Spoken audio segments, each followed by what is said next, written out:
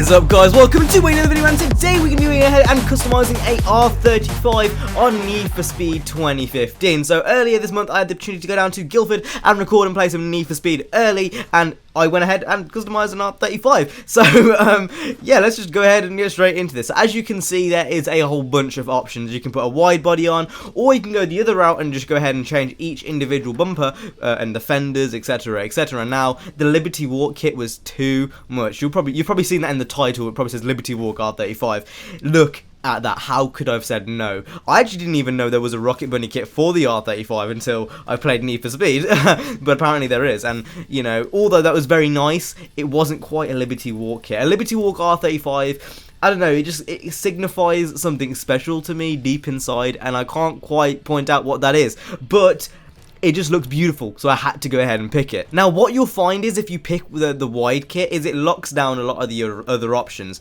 So if you pick the Liberty Walk kit, you can't change the spoiler, the diffuser, because it's going to pick the default Liberty Walk diffuser and spoiler. And I know a lot of people will probably not like this, but I personally didn't mind it. It gives it more of a Liberty Walk look.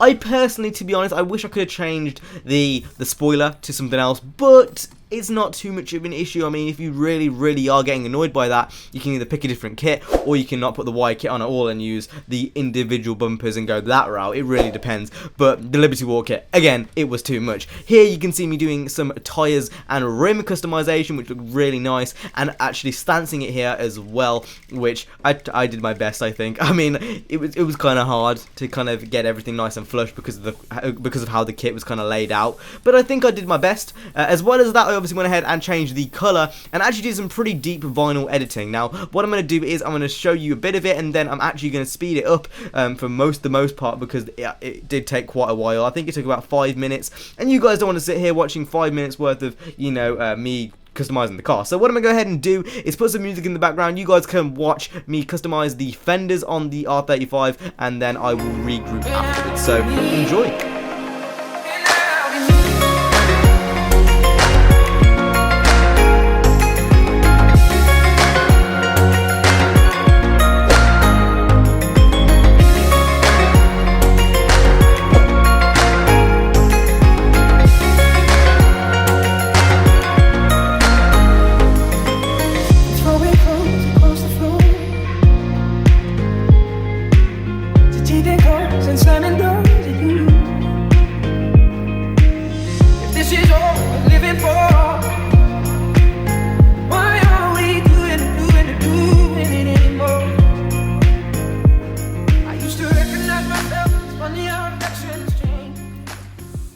Okay, so I didn't really do anything too huge. I just kind of put some little decals on the fenders and then made it black, and then I took it out for a spin as usual, and this car is pretty good, I'm not gonna lie. Coming straight from the R34, which I used, but I don't have gameplay of that because the recording failed and stuff. But anyway, you know, coming from the R34 and the R32 and going into the R35, you can tell it's a completely different beast. It handles a lot differently. It handles like an exotic car would. It's very planted. However, if you can kind of get its back end out if you really push it. It's kind of similar to how the F40 and the Murcielago were. It's really good though. I think it's for the money, especially because it's kind of one of those cheaper exotics. It's definitely worth it. I personally count it as an exotic, not so much a tuner, and that's just my personal opinion, obviously. But I think it handled really well. It did really well, especially around the corners, and a lot better than I anticipated. It's definitely one of those cars which, if you like the R35 and it's just like one of your dream cars, because I imagine a lot of people who buy this game, the R35 is going to be one of their, you know, favourite cars. It's definitely worth a pickup. It's not like the R32, for example, which is really hard to handle under any handling tuning style. You know, with the R32, you really need to get that handling style perfect for it to work. With the R35, it's an all-rounder. You can slap any kind of tuning, the handling style on, and you'll probably do alright, and that's kind of the main selling point which this car has, is that you can literally slap whatever you want on and it's going to work. And I personally really enjoyed it. Will I buy it in full game? You know, when I have it in EA Access time, I'm not so sure.